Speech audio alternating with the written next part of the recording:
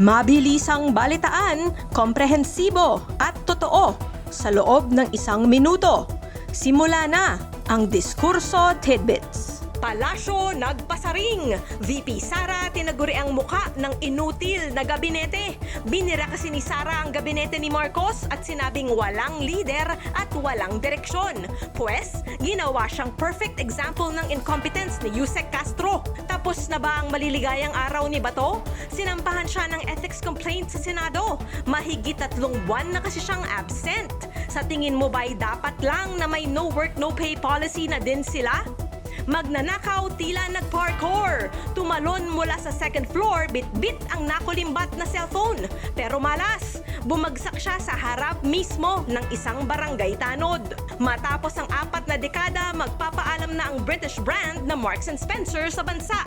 Paalam digestive biscuits, paalam cardigans, trousers and blazers. Balitang mabilis, komprehensibo at totoo.